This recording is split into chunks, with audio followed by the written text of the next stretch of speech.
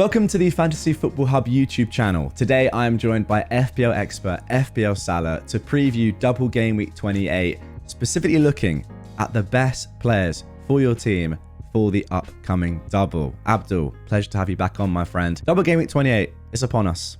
It's time for the doubles and the blanks.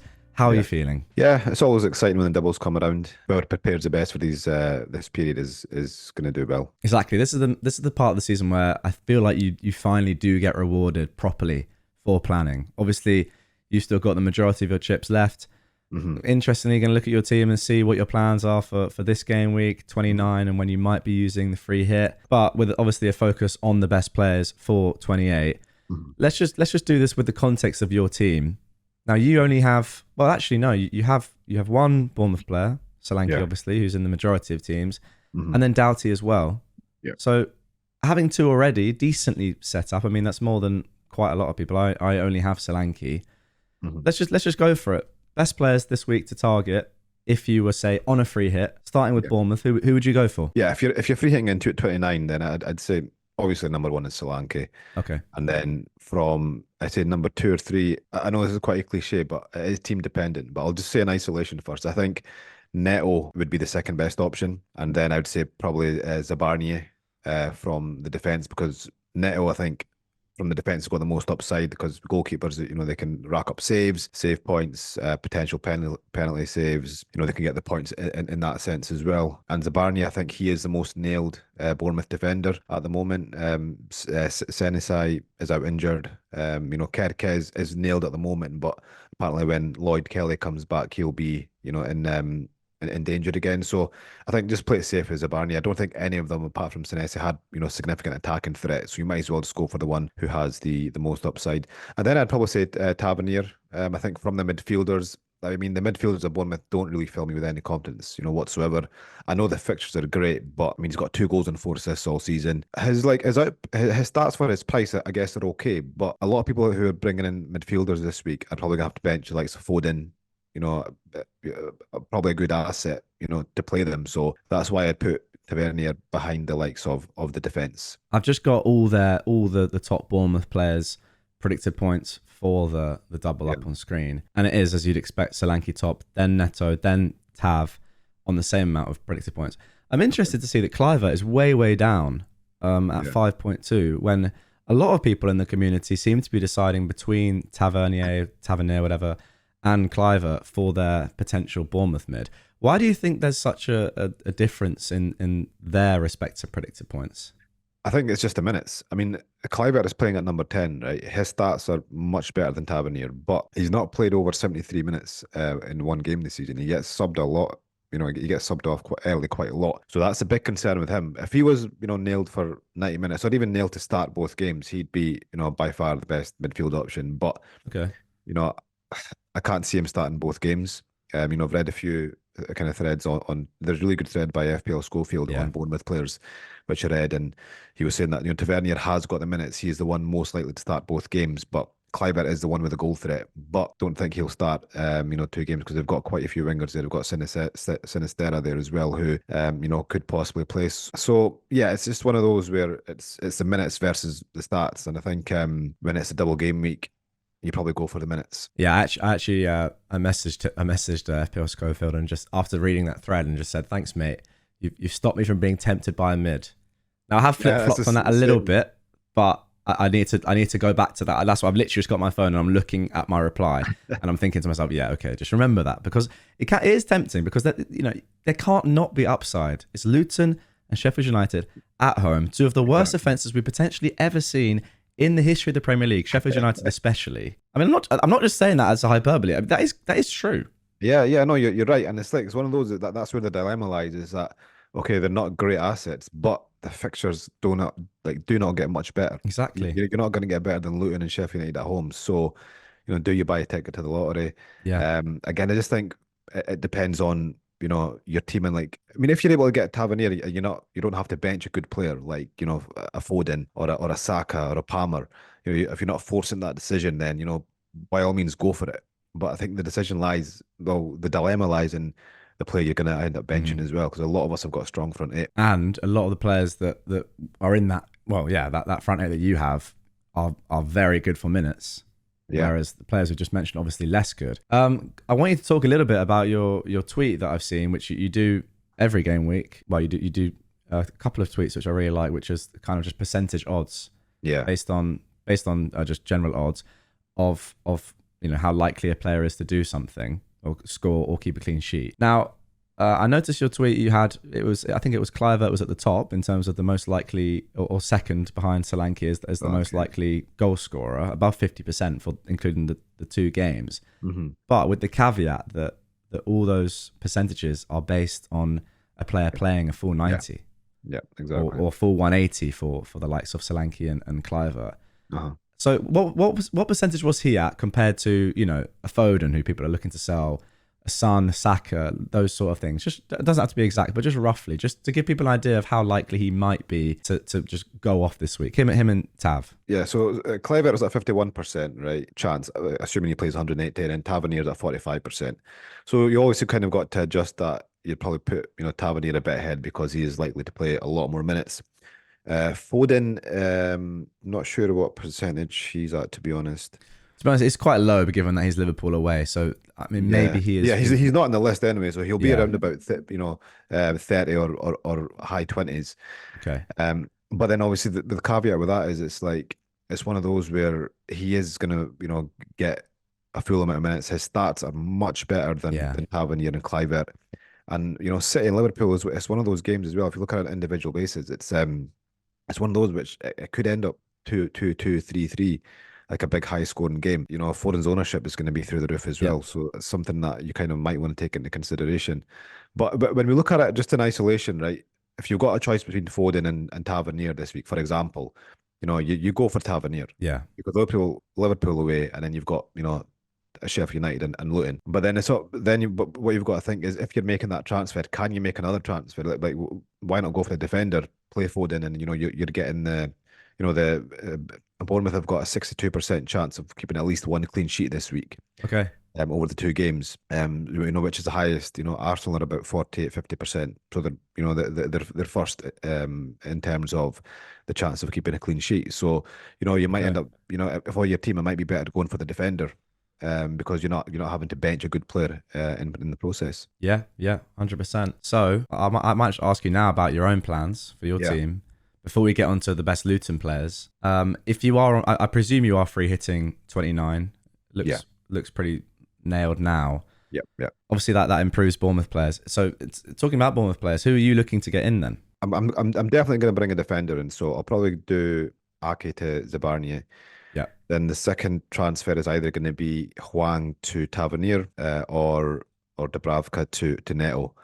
Okay. So it's one of those where I think when you go for the 2 defenders, I'm very likely going to get 180 minutes out of them. But I guess you could say the upside is with Tavernier, if he has one of those game weeks where he gets a goal each in each of the games, which can easily happen with the fixtures. You chase the upside. But the thing with the defender move, which going for Neto and Tavernier, going for Neto and Zabarni is the one I prefer. But if I do that, then I don't have enough funds to go straight from Foden to Salah in game week 30. But if I go for Hwang to Tavernier and Ake to Zabarni, then I could make that move. So I need to think of that as well, because when I'm free hitting into game week 29, so I'm going to come into game week 30. Salah's likely going to be very fit. He's going to be he's likely to be fit to start, and he's going to be the best captain option that week. So I don't want to be taking a hit. You think so? You think he'll be the best captain option? Yeah, Brighton at home, and then look, Haaland's got. I guess you could say, because I guess you could compare it with Son. Yeah, that's the only one. That's quite close. That's a dilemma as well. I mean, if I get Salah that week, I'm going to captain him. I need to decide now whether I'm going to, forgo Salah for game week 30 and get him in 31, for Sheffield United, and then go for Son captain in game week 30. So that's where I am at the moment. It really, I'm thinking kind of ahead now of, whether I'm going to get Salah in game week 30 or not, and that will kind of decide which transfers I make this week. Okay. I mean, that is really tough because we're kind of trying to predict or estimate a player's fitness. And then I think it is actually harder for you because you are almost there with the money in the bank anyway, because you have quite a lot. Whereas if you have, like, say, $1 million, you're not going to be able to get to Salah in one move probably anyway, despite what transfers you might make this week, which which means you can just forget about him a little bit more in the knowledge Yeah. that you're going to just probably have to, do a set of 2 moves later down the line. Before we get into the goalkeeper, the Bournemouth goalkeeper, and potentials there and who to sell for your team, let's get on to Luton players now. Doughty is in there. I mean, I think Luton players, for people that aren't free hitting 29, Luton players this week just look a really good bet, especially if you're gonna wildcard out of them in 31. Then you have the Forest at home fixture in 30 as well. It's just a really nice, I think. Oh, sorry, well, it's Tottenham away, isn't it? But you have the good 29 fixture, obviously, where a lot of free hitters will probably at least have one. Yeah. And then you can play someone else in 30, whatever. But these next 3 fixtures are excellent for Luton. For Luton, yeah. What are you thinking with the best Luton players? Doughty's in there. I think he's got to be in there. Yeah, Apart from I that- think for me, Doughty probably well, I'd say it's close between Doughty and Morris is number 1 Okay. because Morris is nailed to start and he's on penalties. I think I'd probably put Morris at number 1. If you look at in isolation, then Doughty, then Kaminsky.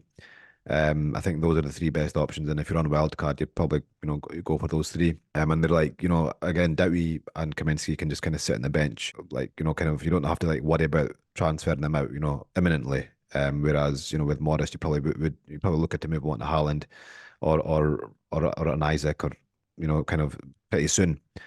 So that's how I'd put it. But then those guys who are free hit, who are not using a free hit in 29, like you're gonna have to, your transfer is gonna have to be based mostly on Luton players because they've got a fixture in 29, and unless you've got your team set up already, set up well already for 29, which in most cases I doubt. But those would be the 3 top assets for me. Let me ask you a question then. If you are free hit 29, sorry, not free hit 29, so you're playing through, no chip, and then you're wildcarding in 30 or 31, let's say 31. Do you think that actually, no, well, 30 or 31, do you think that Haaland potentially could be sold this week for Morris? Yeah, that's exactly what I'd be doing if I was on a not free hitting, because they've got Liverpool away, they've got a blank, and then they've got Arsenal at home. Whereas and if you're bringing in a Morris, for example, you're getting 2 extra fixtures over Haaland, over that week. So you would bet that he at least kind of matches him, because those are the 2 hardest fixtures for City in the league. Liverpool and Arsenal are the 2 best teams after City. So I would be making that move, and then bringing Haaland back in game week 30 or 31 when a wild card. Okay, you've not mentioned a Luton midfielder. Is there any kind of love for Barkley at all? His numbers look decent in terms of predicted points. I mean, if we compare Barkley's predicted points this week to the Bournemouth players, he's close. He's above Clivert, as you'd probably hope, below Tav. But again, if you're not free hitting in 29, would you go for a Barkley over a Tavernier? Probably if I was making a midfield move, yeah. I mean, the thing with Barkley, he's got the minutes, right? Yeah. But his stats, aren't great. They're not. I was saying earlier about Tavernier stats not being fantastic. His stats are even worse.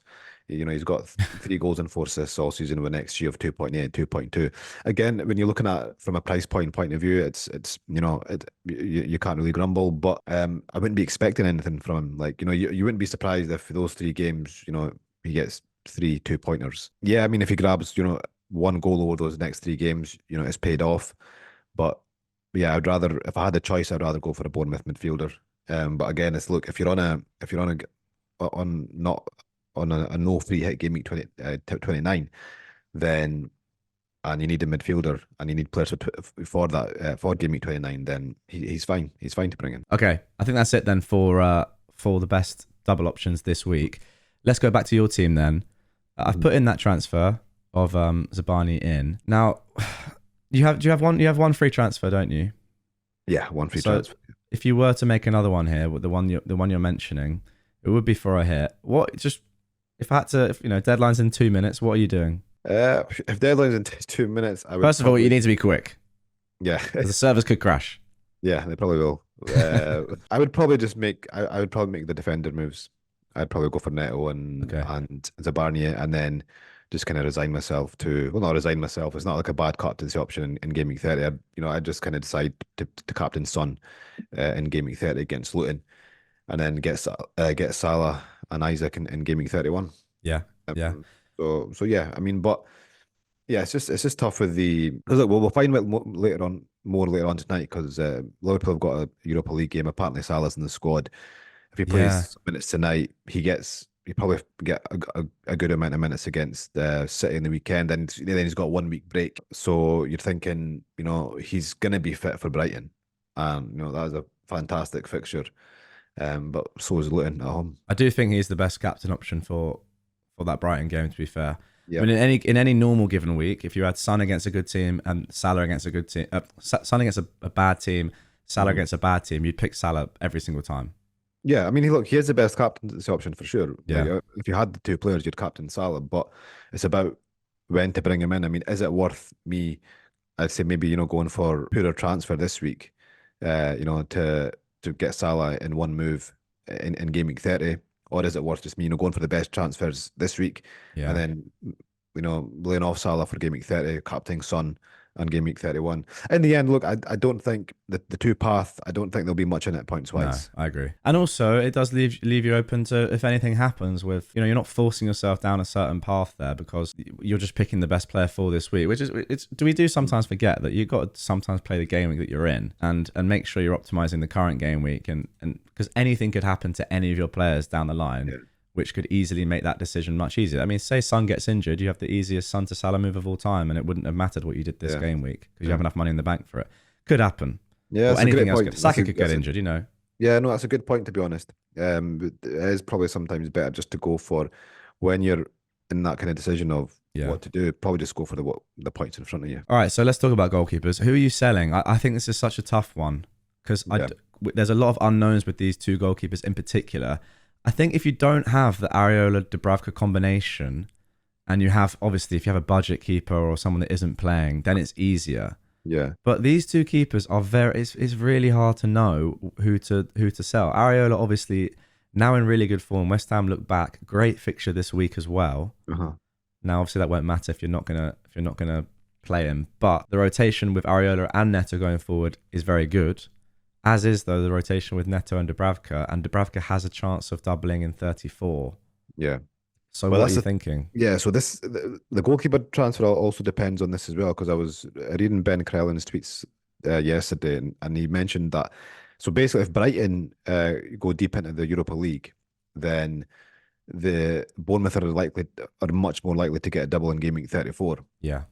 So if Brighton, obviously there's two legs in that Europa League game against Roma today, right? So if Brighton, say for example, win that 2 or 3-0, and it's likely they're going to go through, then I'm a lot more likely to make that Neto move because he's going to have a double in game week 34, and that way, and I'll probably for sure getting 3 Bournemouth players because then I'm getting 2 doubles. I'm getting this one, and then preparing well for the game week 34 when I'm going to dead end my team, and that's what I'm planning in wildcard 35. Whereas if Roma get a big win in the first leg against Brighton, I'm probably less likely to do that. So there is a bit of dependence on that as well. But yeah, you're right. Newcastle could also double in 34, but there is a chance Pope might be back by then, or he's kind of needing a return. So I would, if I had in my situation, I think I've kind of decided that I would get rid of Dubravka, Really? and keep Areola. Yeah. Is that mainly because Areola is nailed and you're just not sure about Pope? Say if Dubravka was nailed for the rest of the season, would you not do that? Then I'd probably get rid of Areola, I think. Oh, okay. Because then so Pope is a big factor. Yeah, because he's likely to be back. From last I heard, after the international break was something that was pipped. So okay. It depends on that as well. I mean, he could come back at any time. But yeah, if Dubravka was number one for the rest of the season, then you're pretty safe. If you go for Dubravka and Neto, then one of them might get a double. You've got 50% increased chance of getting a double in goalkeeper in game week 34. So yeah, but it's just the Pope thing that's kind of putting me off keeping Dubravka right now. Okay, makes complete sense. Okay, mate, let's round things off with your recommended transfers, your AI recommended transfers this week. The recommendation from Fantasy Football Hub is to sell Hwang for Bowen. They might be thinking, doesn't make any sense because I'm free hit 29, which obviously makes sense.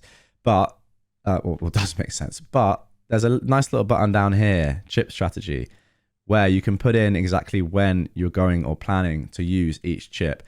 So if I put in the Gameweek 29 for Abdul's free hit, which is that 100% locked in now, I Yeah, imagine? I'd say so. Yeah, yeah. So I click save strategy on that, then that will then reset the parameters. Bowen, I presume, will no longer be an option. And yes, here is the recommended transfer. This is actually, wow, I'm quite interested as to this is the recommendation. It's Dubravka out for Neto, which obviously you spoke about. Yeah. That's the recommendation over the Zabani move. That's not even mentioned here, really. So it's the potential hit that you're thinking of making additionally, which is actually the recommended transfer. I guess because of Neto's upside as a goalkeeper over Zabani. Yeah, because I think you said as well, according to the points predictions, he was second behind Solanke, so Yeah, that would make sense. Yeah, yeah, Zabani is a little bit lower because obviously Zabani only has the clean sheet yeah. There's no route to like, points. there's Nothing pretty else. much not very much attacking threat there whatsoever. Yeah. So what do you think about actually prioritizing this move? I guess just having Areola there just does make it harder because he has such a good fixture. Yeah, see that's the issue as well this week because Burnley at home is a great fixture. Yeah. But like I think West Ham had about 39% chance of keeping a clean sheet, whereas Really that net, low? That's important because for yeah, someone like me, you might look at that and think Burnley at home, that's a really like in my head I'm thinking, 60-70% potentially. But it doesn't work like that. So it's actually what 39% chance of a clean sheet for West Ham. 39%, and Bournemouth Wow. are at 62% chance of keeping at least one clean sheet. So that is, yeah, it's definitely worth a free transfer. It's a bit closer when you're talking about a hit, Yeah. but again, if Bournemouth have got a potential double game, you can game week 34, then it's 100% worth the hit. There you go. So, And but Neto always gets save points. That's important to mention, especially when you're playing two games. And he very, very well, the majority of the time gets bonus when Bournemouth keep a clean sheet. yeah, yeah, I was looking at the BPS the other day as well, the baseline bonus, and the Bournemouth defenders aren't too good at that. They don't play out the back a lot, so they don't Yeah. get very many touches on the balls. So yeah, it's Neto. He's a fifth highest scoring goalkeeper, and he's missed two games as well. So Ooh. he's done not bad, six clean sheets. He probably will get a save points. So yeah, that's why I would put him as the second best option. Okay, there we go. Guys, if you would like your own personalized AI recommended transfers, as always, completely personalized to your team. And you saw, we have chip strategy here. If you can come in here, it already says that obviously Abdul's played as triple captain 25. If you can put in bench boost as well. If you're going to wildcard 31, that would massively change things too, because then the AI would only be looking at the next 3 game weeks rather than 5, as you see here. Also, custom transfers as well, where you can add as many filters as you'd like based on players that you want in, or players that you're going to sell, the position, the number of transfers as well. If you're very keen on taking a hit this week, you can set it so it recommends you 2 transfers. And for someone like Abdul, who was mentioned taking a hit, if you think the points potential is there, maybe it is. And you can see here, Dubravka to Neto remains, and it's Hwang to Tavernier for the hit, which is a move that you've mentioned. That's over Zabani. That doesn't like Zabani. There's just not enough upside there. That's the thing. Yeah, I know it's a safe move over Tavernier, but you're right. It's not the upside move, and yeah, double game weeks are supposed to be fun. Oh, that is true. And also, Hwang is out. He's gonna have to be sold at some point. I mean, maybe you just Yeah, hold him until what? But he's out for a while. 6 weeks. Yeah, I wasn't expecting that, which is why I kept him over Charlison, which didn't turn out to be too clever now. Yeah. Well, But I don't know. It's tough. yeah, I was about to wrap up the video, but I have to ask you because if he is out for that long, does that not tempt you a little bit more to go for that move? And because it's quite close anyway. well, the thing is, he's cheap enough just to keep on the bench. So I mean, I Yeah, could just that's keep him there true. and I have my 7 attackers, but and then just kind of worry about him when we're nearing game week 34, double game week. So I don't think he's a huge worry just sitting there on the bench. But yeah, it's probably is the better play to have 8 good attacking players there. You could go Tav bench Foden for 1 week and 1 week only. Yeah. Well, you mean take out Huang for Tavernier? Yeah, Yeah, yeah. That is so. That's one of the moves I'm planning. And if I yeah. do that, then I will have to bench Foden. So yeah, it's just not. It's a scary thought, but I guess it is the optimal play to do that if I Well, make the move. Link down below if you want to get your own recommended transfers. Right now, what are you thinking then? With the had to ask you, Zabani or Tav, what's the move? I'd probably I'd probably go for the defender Zabani. Yeah, right fair now. enough. But Double game weeks are supposed to be fun, he says, and then he comes at me with that. What am I supposed to do? What am I supposed to do? But yeah, I'll be doing that as well, no doubt. Interesting. I really hope that one of the midfielders just does bang and people that have gone for a bit risky get rewarded, because as you say, that is what double game weeks are about. And Zaba's floor is, I don't know, his ceiling is very, very low, but it's probably the sensible pick. Okay, my friend. Thank you very much for that. Good advice. I hope that people watching now who are looking to go as big as they possibly could on doubling players this week have an idea, have some sort of strategy in mind as to who to go for. Good luck next week. Okay. A couple green arrows knocking about. We're pushing on. And yeah, good luck to all of you guys as well. Thank you.